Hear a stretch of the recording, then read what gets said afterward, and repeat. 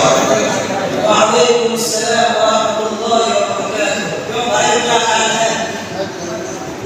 हाल तो ठीक है, पर अब तक तुम यही हो कि आज मदरसा जाने का इरादा नहीं है। आज तो 15 अगस्त की छुट्टी है, फिर मदरसा जाने का क्या मतलब? तो क्या आज की प्रोग्राम और तारीखी तकरीर में शिरकत नहीं करोगे? कैसी तकलीफ? क्या आज अपने मदरसे में किसी उस्ताद साहब के लड़के की शादी है? नहीं यार, आज तो 15 अगस्त है। इस दिन पूरे मुल्क के लोगों में शांति की तकरीर मनाई जाती है। बस भाई तुम जाओ, मैंने तो आज सफर का इरादा कर लिया है, फिर कभी ऐसी तकलीफ में शिरकत कर लेंगे। आज ऐसी तकलीफ को छोड़कर सफर में, ये क्या अजीब बात है? जरा देखो तो सही, आज पूरा मुल्क खुशियों में डूबा हुआ है। हर तरफ आजादी का जश्न मनाया जा रहा है और आजादी के गाने गाए जा रहे हैं। इसी के साथ साथ जंग आजादी में शरीक होने वाले लोगों की जानिब से आजादी का निर्देश किया जा रहा है, जिन्होंने मुल्क पाक के नस्ल के चंगुल से आजाद कराने की खातिर अपनी जान और तन का नजराना पेश कर दिया था। आजादी का लफ्ज़ तो बचपन से सुनता आ रहा हूँ, लेकिन आज ये क्या मिला है, इसको मैंने आज तक नहीं समझा। घर में लोगों को दरवाजे अपना हुकूमत करते हैं, मदरसा जाओ तो मोहतरम साहब के हुक्मरान में बैठना पड़ता है, और मुल्क में तो हम यहाँ के हुक्मरानों के गुलाम हैं। आए दिन हमारे दीन पर हमले होते रहते हैं और हमारे खिलाफ कानूनी कार्रवाई की जाती रहती है। फिर आजादी को क्यों नहीं जाते हैं जब हमको आजादी मिली ही नहीं है? तो आज की तकलीफ में क्यों शिरकत करें? तुम्हें आजादी है तो जाओ, खुशी खुशी से लिखो। अरे यार, गुलामी की बात है तो लोग 1947 ईस्वी से पहले क्या करते थे? तुम कब से खुद को गुलाम तस्वर करने लगे? हमें तो इस आजादी पर फख्र करना चाहिए कि दौलत गुलामी के मुकाबले आज हम मुसलमान कितनी आजादी के साथ अपने मुल्क में जिंदगी गुजार रहे हैं। आज हमें मजहबी आजादी, लिसानी तहसील और तकामुल हक़ की कानूनी आजादी हासिल है। आज मुसलमान मजहबी एतबार से जो भी कदम उठाना चाहे उसको इसका मुकम्मल हक हासिल है। हुकूमत को भी उनके मसले में हाथ है, दखल अंदाज़ी का हक नहीं। और अगर कभी हुकूमत ऐसा करती है तो कानून की रूप से उसकी मजम्मत की जाती है। तुमने अगर दस्तूर हिंद का मुताला किया है तो तुम जानते होंगे कि इसमें इस तरह की कई कवायद है जिनमें मुसलमानों को हर तरह की आज़ादी देने का ऐलान किया गया है। फिर तुम कैसे कह रहे हो हमें आज़ादी नसीब नहीं है? बस भाई अब्दुल बस, मैं तो इतना पढ़ा लिखा नहीं हूँ कि दस्तूर से बहस करूँ, लेकिन मेरी समझ में ये बात नहीं आ रही है कि तुमने इतने खुले अंदाज में आजादी का जिक्र कैसे कर दिया, जबकि मैं देखता हूँ कि पूरे मुल्क में कहीं भी मुसलमानों को चैन और सुकून की नींद नसीब नहीं है। उन पर तरह तरह के इल्जामात लगाकर उनकी जिंदगी को तल्ख बना दिया गया है। कभी उनको दहशतगर्द, मजहबी शिद्दतपसंद और बेरहम बताकर उनके वक़ार को नाहमार करने की कोशिश की जाती है, तो कभी उनके दीनी गैरत पर हमले होते हैं। ना तो उनके मदारिस को सुकून है और ना ही मसाजिद महफूज है। अरे यार, इतने बड़े मुल्क में जहाँ मुख्तलिफ फिरके के लोग एक साथ जिंदगी गुजारते हो, इन इख्तिलाफात होना तो फितरी बात है। आपने देखा होगा इस तरह के इख्तिलाफात तो बसा होगा अपने खानदान के लोगों बल्कि हमारे भाइयों में भी होते रहते हैं। क्या हम सिर्फ इतनी सी बात के लिए आज़ादी की खुशियाँ मनाना छोड़ दें? अभी ये बहुत सी अकलमंदी है। लड़ाई और झगड़े ये तो वक्ती चीज़ें हैं, इससे हमारी आज़ादी में कोई बदलाव नहीं आता।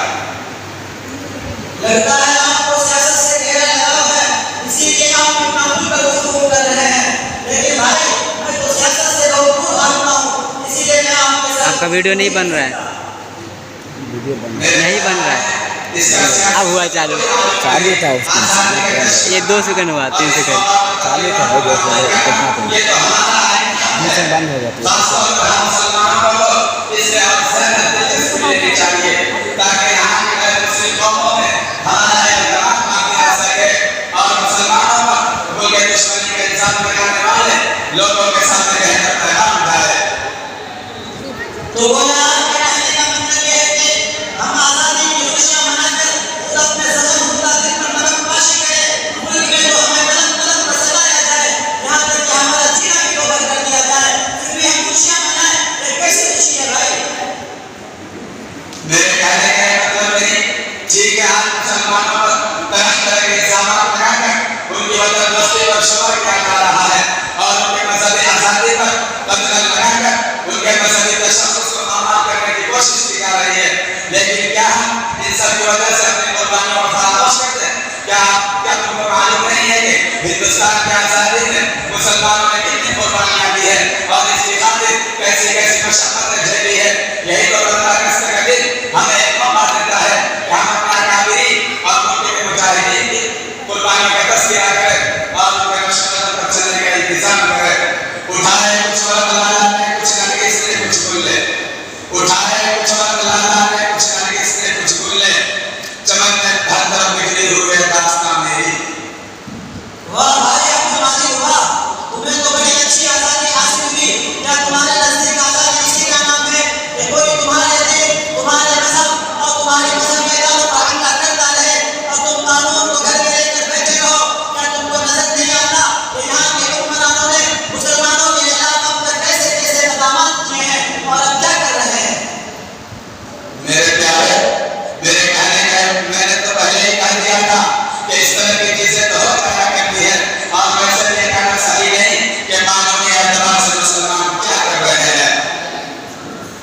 भाई अब्दुल माजिद, आपकी बातों से तो ऐसा लगता है कि आपने हिंदुस्तान की तारीख का बड़ी गहराई से मुताला किया है, मगर आपने इसके मुताले में कुछ बताया नहीं।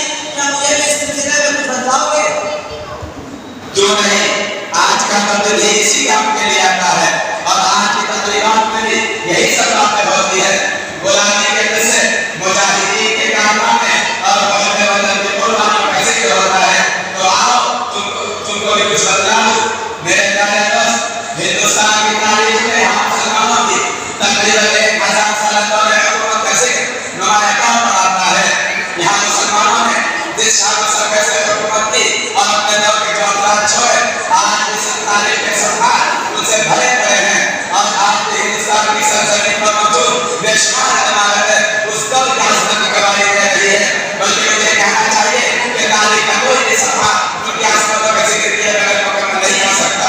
मगर क्या कहिए, ये मुसलमानों की बदकिस्मती थी या हालात किसी तरह की है कि इतने कबील मुद्दत तक हुकूमत करने के बावजूद ये कहने बर्दाश्त के पत्तों की तरफ बिखर गए और देखते ही देखते हुकूमत में इंतशार पैदा हो गया। उसके बाद इसका क्या नतीजा हुआ, आज उसका जिक्र करते हुए भी दिल कांप उठता है। वो कौम जो है मुद्दत से हिंदुस्तान की मुस्लिम हुकूमत की तरफ आंख मारे देख रही थी और मुसलमानों के खिलाफ दुनिया पर जाने का इंतजार कर रही थी, उसने इस मौका से फायदा उठाकर फौरन हिंदुस्तान की तरफ पेशकदमी कर दी और मुख्तलिफ तरीके से मुल्क में कदम जमाने की कोशिश करते रहे। उस दौरान का सामना भी करना पड़ा, मगर उन्होंने हिम्मत न हारी और अपना पंजा काटते रहे। अगर आपको अल्लाह हो तो एक सवाल करो, जब अंग्रेज इस तरह की हरकत कर रहे थे तो क्या इसका एहसास यहाँ के मुसलमानों को नहीं था? भाई मुसलमानों को इसका एहसास हुआ कि हमारे खिलाफ हिकमत अमली तैयार की जा रही है, मगर जब वो खामे मतलब से पैदा हुए उस वक्त काफी देर हो चुकी थी और अल्लाह देखते देखते पूरे मुल्क को अंग्रेजों ने अपने कब्जा में ले लिया। लेकिन हिंदुस्तान से हकीकी मोहब्बत रखने वाले लोगों को कैसे गवारा हो सकता था कोई मुल्क पर कब्जा करे। चुनांचे पूरा मुल्क मुत्तहिद होकर 1857 ईस्वी तक अंग्रेजों से संभाला रहा, मगर हजारों जानों की कुर्बानियों के बाद भी सिवाय नाकामी और मायूसी के उनको कुछ हाथ न आया।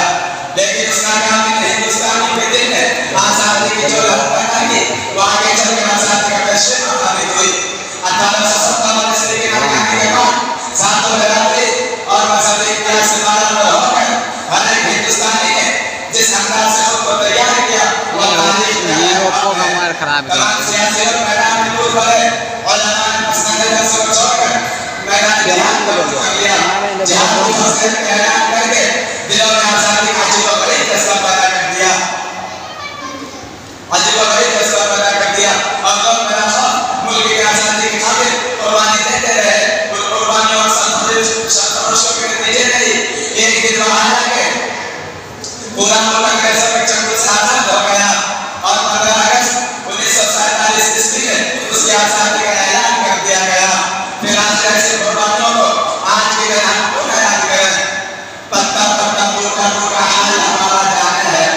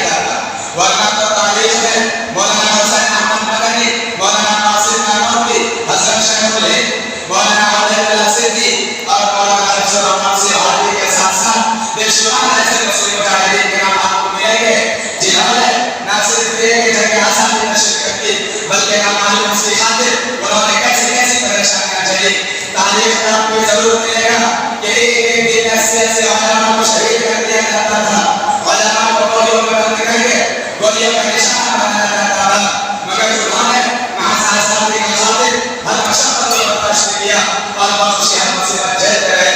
वरना अगर मुसलमान इस लड़ाई में शरीक न होते तो कभी भी उनका साथ न होता। मेरे दोस्त, आपने मेरी वजह से अपना बहुत सारा वक्त ज़ाया किया। शायद आपने जो कुछ भी कहा इससे मेरी आंखें खुल गई है और हमको एहसास हो गया है कि 15 अगस्त की क्या हैसियत है।